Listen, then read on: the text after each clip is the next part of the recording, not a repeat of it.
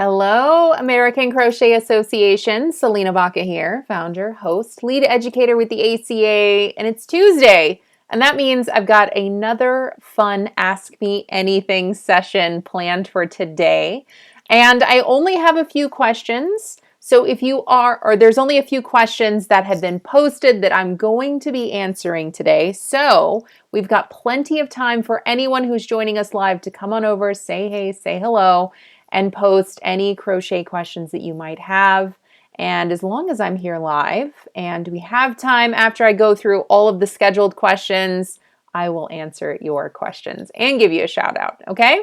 Now, Ask Me Anything About Crochet is something that I started within our crochet community. You can find the link in the video description here. So what I do is I go to our crochet community group American Crochet Association. And then I make a new announcement every week. I've been doing this for the past couple weeks. And there's a post. It's just ask me anything about crochet. And then I go through all of those questions and I answer them in a live video like this. Now, because I manage more than one group and they're all about crochet, I'm going to be answering all of these Ask Me Anything questions in our American Crochet Association group and also in my Salena Baca crochet group because I've got some questions there, okay? So I'm just gonna go through, I'm gonna start with the American Crochet Association, go through those questions, and then I'm gonna move over to Salena Baca Crochet, answer those questions. I'm gonna shout out to everybody in the audience who says hey or hello, and then if there's any questions posted there, I will get to them. I just want to make sure that I can see all of the comments. So if you guys are watching live, come on over, say hey, say hello, so that I can make sure that I see those comments, okay? And I can make sure that I give you a shout out. After I stream this live here on Facebook, because that's what I'm doing, I am going to be putting this on our other platforms. So if you're viewing this from any other platform, just know that it is pre-recorded, but follow along like it's live and you're going to have the same great fun, okay? If you enjoyed this video, do me a few things. Either share this with a crochet friend, hit that subscribe button, and that way every time we do a video like this, you'll get a notification. And again, if there are any crochet communities that you enjoy and you think this would be something that they would enjoy, be sure to hit that share button. All right, the first question that I see, again, it is posted in the American Crochet Association group. And there was only one question this week. So I don't know, are we already tired of Ask Me Anything? Last week we had tons of questions. Or maybe you guys just missed it. Maybe you're not part of our community yet. That's where I ask all these. That's where I gather these questions. And in either case, I don't know, we'll see how it goes. But the first question I see is from Jamie. And Jamie says, what is a good strategy for weaving in ends on a loosely crocheted piece? I'm used to amigurumi, which is easy because the stitches are tight. But how do you get them to stay put and not unravel in something like the date night poncho, which is a poncho that I created, so I'm very familiar with that, that will be washed and such? Great questions. First and foremost, Jamie, thank you so much for asking, particularly about a pattern that I'm very familiar with because I wrote it. So yeah, not all yarns are the same. You know, different fibers behave different ways. They do different things. Different fabrics behave different ways. They do different things. So, you know, you mentioned amigurumi because those are typically very dense fabrics. And then also the date night poncho, which is, it's very lace. It's very open work. There's a lot of open spaces. So you may be looking at that, particularly if you're using that date night yarn, and you may go, it's really hard to sew in these ends. And you're right. Some yarns just are not really going to sew into themselves. And just weaving down an end may not be good enough, especially for something like this poncho. Absolutely right. So what I'll say is there's a few different things to consider. Again, you've got to consider the yarn that you're using. And to do that, just look at the individual strand and determine how is this yarn best going to be managed, right? I'm going to have some ends for whatever it is that I have. I'm going to have at least two, a beginning and an ending tail end for this. So how am I going to manage those? So that's the first thing, right? Can this yarn, can this strand of yarn, can it be sewn into itself? Some yarns, it's very, very difficult. You might have a cotton yarn that's it's very stiff, and it's, even if you're using a metal needle for sewing, it's really difficult to sew that yarn fiber into itself. It just, not impossible, but really difficult. You don't want to stab yourself, right, with a metal yarn needle. Other kinds of yarns, might have something like a chainette construction, something like Lion Brand 24/7. That's one that has a chainette construction. So again, it's not going to sew into itself. And remember, sewing and weaving and knotting ends are all completely different things. So when we're talking about sewing in ends, sometimes people confuse that with weaving in ends. So what I'm going to do is I'm going to post a video here in the description so you guys can see weaving versus sewing versus knotting that you can find independently on our YouTube channel. So again, consider the yarn first and foremost. What are the capabilities of this yarn? So the date night poncho is made with date night yarn. I believe that's a chainette construction as well. So again, you may be looking at that going, how do I sew in this yarn? Again, it means you're sewing a fiber into a fiber. Weaving is differently.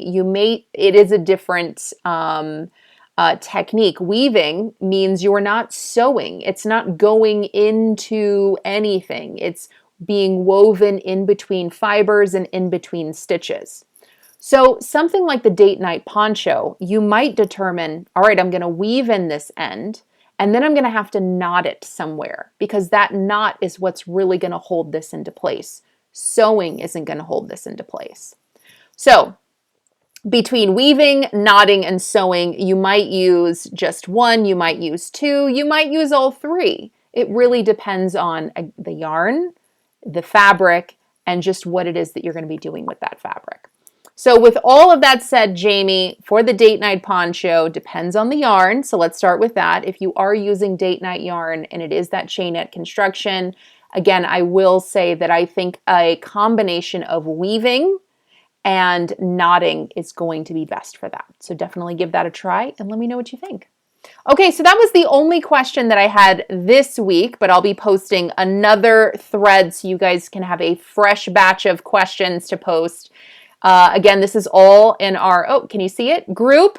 This is our group. Again, link in the video description, American Crochet Association. So once you're there, just go to the announcement section and the Ask Me Anything Q&A post should be right there at the top. Okay, so that's it for this week. So now I'm going to be hopping over to my Salena Baca crochet group. If you're a member there, hello. If you're not and you love crochet, come on over and join. So again, this is also, I pin these, I create these and pin these the same day and same time every week. So this is another Ask Me Anything About Crochet that I posted in that group. And I've got a few questions here. One I went ahead and answered, but I'll go ahead and read and answer again right now. And the first one is from Jessica Vermillion. Sorry if I'm mispronouncing that. Jessica V. Jessica V says, what do I need to know if I want to change the weight of a yarn in a project? I want to make the Vanessa tee, again, another one of my crochet patterns, in a sport weight instead of a worsted. So this is going to be another long-winded response because there's a lot to consider in a question like that, okay? So my response here is, it's a little lengthy as you can see, but that's really, there's a few different parts to this question, and so I'm going to kind of go through each one of those. The first question you have to ask yourself, if you want to substitute yarn and the weight's going to be different, the first thing you have to determine is, does size matter? For some projects, size doesn't matter, and you can substitute away, and you don't really have to create that exact stitch math and row math to create the exact same gauge and size of a pattern. If you're making a washcloth, for example, does it matter if it's 6x6 or 8x8 or 10x10? Not really. I mean, if you want to get as close as possible, obviously there's ways to get as close as possible if you're substituting. But when you're making something like a garment that's going to be worn that has to be a specific size, whether it be a tee or a tank or pants or slippers or a cowl or a hat, any one of those things really is size specific. And even a 1-inch difference on something like a hat, it can be something that I can wear and my child can wear. Or maybe I made it for my child, but it's not even fitting me. So really an inch or so can make all the difference whenever it comes to something that is size specific. So back to Jessica's questions. What do I need to know to change the weight of a yarn for a project? Now for that particular project, I did give her some tips for the yarn that she wanted to use, but I don't even know, I don't know. There's no real way of telling if it's going to be an exact fit or an exact match until you make a swatch and just kind of go from there, right? So if it's size specific, you really should stay within the same weight category. If you're looking to make the exact same size or as close as possible in terms of size to the stitch math and the row math. So I will say that. I do have a resource I'm going to share in the video description, and it's about yarn substitution. So really, that's just going to give you a little bit more information about what I'm saying here, and just some better questions to ask whenever you're substituting yarn so that you can substitute as best as possible for the exact project that you're working on.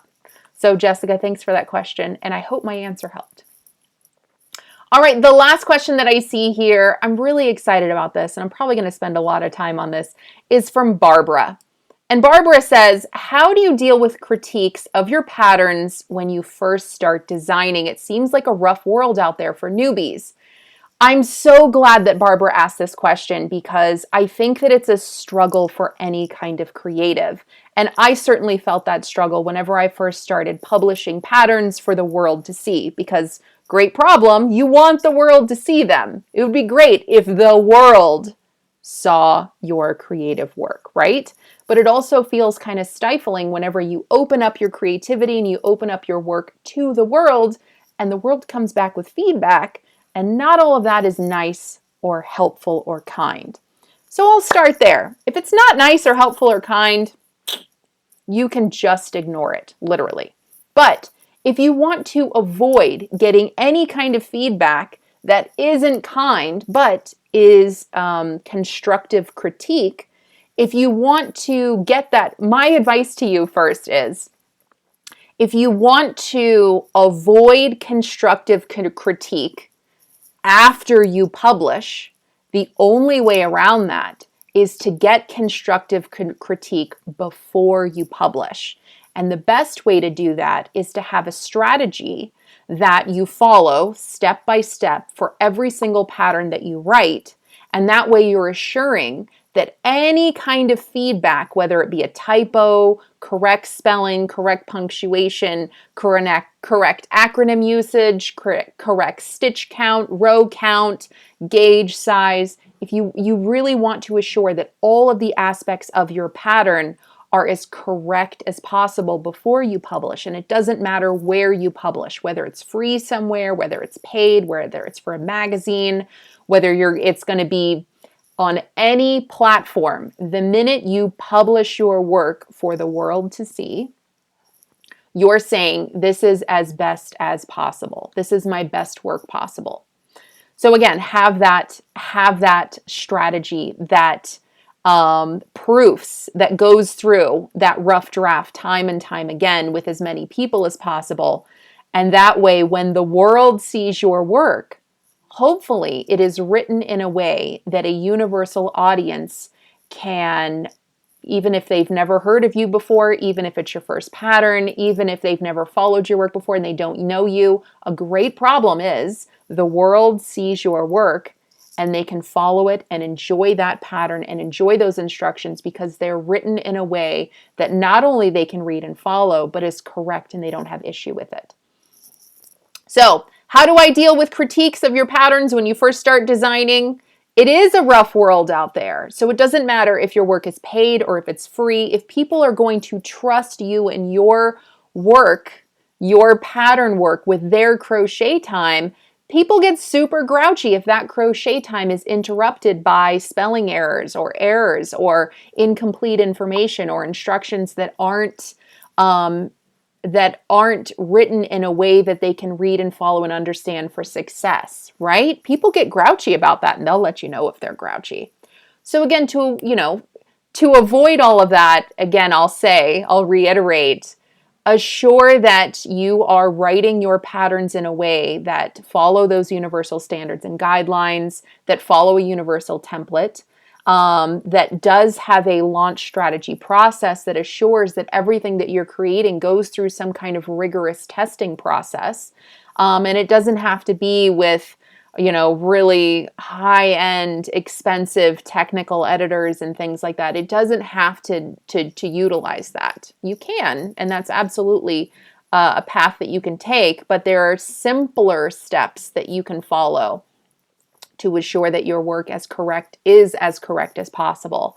And if you'd like more information about how to write crochet patterns in all of the ways that I'm specifying, then you should definitely check out our pattern writing course at the American Crochet Association, and also our course that tells you how to sell crochet patterns that people actually want to make and buy, because that's a separate course, two separate things. And again, think about the critique that you're getting pertaining to your work or your patterns or whatnot. If it's constructive, then consider it. If it's kind, right? But if people on the internet, because, you know, people sometimes they misbehave or they're not kind. If you're getting feedback that is not kind and is not constructive, ignore it. But again, there could be something to say about some kind of constructive feedback that you're getting. And if it is constructive, then consider it. Okay? All right, those are the questions that were pre-posted that I wanted to get to. And now I would love to pause and see who's here. Hold on, let me do some techie things. I would love to see who's here, so I'm going to put this off to the side. There. Ask me anything about crochet. Shout outs to everybody who is here, including any questions that you guys have. I'm going to be answering audience questions. If you guys have any, you can ask me anything about crochet. First shout out that I'm going to be giving is to Angie B today. Angie B from Texas. So good to see you. Frances is here. Hello, Frances. Excellent to see you. I love your new profile picture. It's really cute. It inspires me to want to take a new one today. Debbie is here. Hello, Debbie. So good to see you. Jean is here. Hello, Jean. Thank you for checking in. Frances is here. Frances, I hope you had an excellent birthday yesterday. I hope it was wonderful. She says, hi, Salena. My darn iPad stopped working as soon as your live came on. I'm on the computer, which is hard for me. I hope you're okay with technical things before. Yeah, I was doing another video. I do a lot of videos, and my video before was supposed to be live, and it wasn't, but you know, you should be getting updates if you're part of our American Crochet Association Crochet Along Challenge. It was not a live follow-up today. I will say that, and I'm sorry that it was not live, but hopefully the pre-recorded is just as good. Let me know. Angie B says, great question. Oh, I'm so glad. I thought these were good questions too.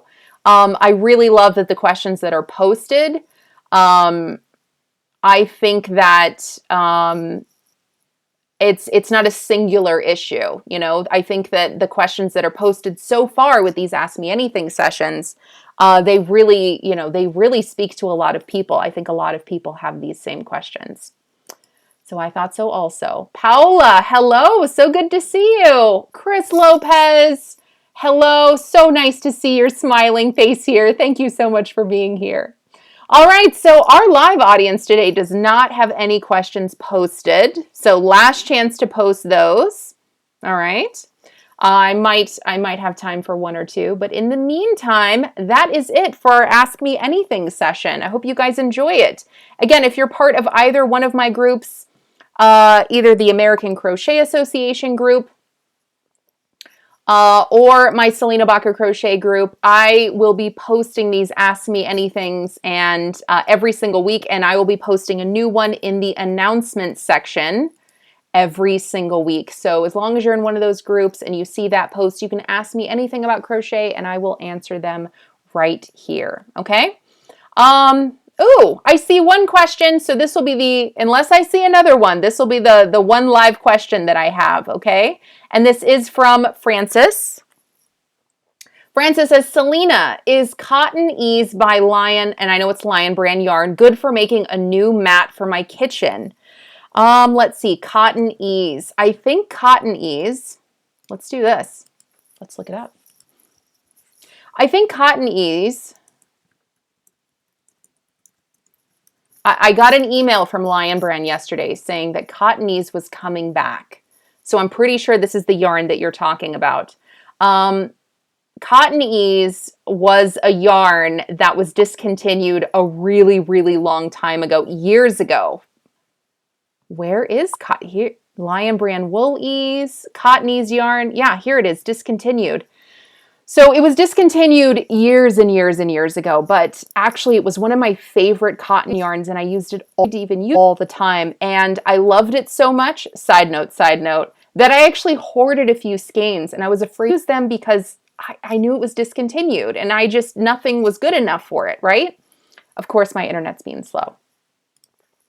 And so I actually got an email from Lion Brand yesterday. So if you're on their email list, you'll get similar emails to this as well. I'm not special because I got an email from them yesterday.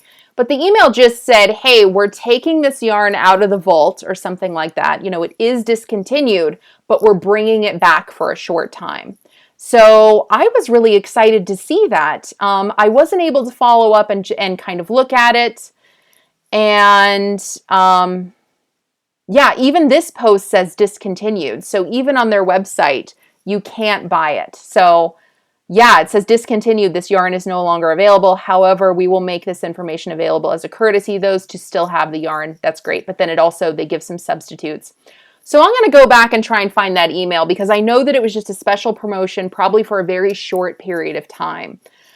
So if you already have this yarn, I'll kind of answer the second part to Francis's question in just a minute. But if you haven't tried this yarn and you want to get in on this, vault only, limited time, limited quantities kind of thing, I'll see if I can dig up that email and find the promotional link because this ain't it, okay?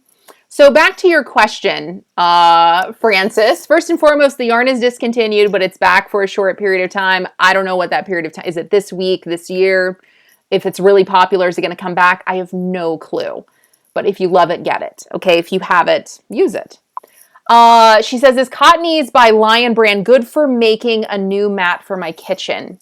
I'm going to preface my answer by saying that I am a little leery of crochet on a slippery surface. And when I say slippery surface, I have wood floors downstairs, any kind of solid surface, so linoleum, wood floors, tile, anything like that, that can potentially be a slippery surface with crochet. So whether you're wearing crochet shoes or slippers, or if you have a rug, or even if there's a blanket on the ground or something, just know that can be super duper slippery. So what I will say to you is, if it is on a slippery surface and you are creating crochet, just public service announcement, do something to the bottom or the back side of that crochet so that it is not slippery. Make it non-skid in some way.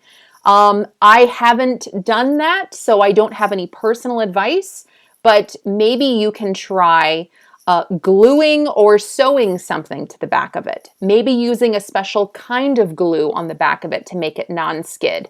Or just like rugs, if you have a rug and you don't want that rug to kind of slide around or be slippery, have a non-skid backing to it. So definitely consider all of those things and consider making your crochet non-skid before you make it and are proud of it and put it on the ground, because that could be a disaster. Will this particular yarn be good for making a mat or a rug or anything like that? That is entirely up to you. If you think this is a beautiful yarn, use it. And you're using it to decorate something in your home, absolutely. I will say, I think cotton is a good choice, especially for something like a mat. And I know that this is a cotton blend because cotton can, you can spot clean it really easily. And because it's cotton, it's better for washing and wearing over time. So I will say that a natural fiber like cotton It's going to be great in maybe high traffic areas or traffic areas like the kitchen for that reason. So Fran, I know that that was a 10-minute answer for your question, but really I thought that there was a lot more to it than just a yes or no. So if you love the yarn and you're decorating in your house, use it. Cotton, I think, is a good choice for high traffic areas or things that are going to be used or worn a lot, because it really is going to hold up well to, washing and spot cleaning and stuff like that. And I do have some additional notes here. Brenda Allison, so good to see you. Good morning to you. Chris Lopez says cotton ease is really nice for garments. I'd use something like 24/7 cotton for mats. Potentially. I won't say don't use cotton ease for something like a mat, because again, I think that if you're making things in your home, then it is to your own taste. So if you like the look and the feel of a particular yarn and you're decorating in your home, absolutely use it. I will agree with Chris Lopez, and I think cotton ease is a very nice yarn that, I would use cotton ease to make a garment before I used, maybe a craft grade cotton, like maybe peaches and cream or something that's a little more stiff and sturdy, right? So this is very soft and squishy. So I do agree with Chris Lopez for that.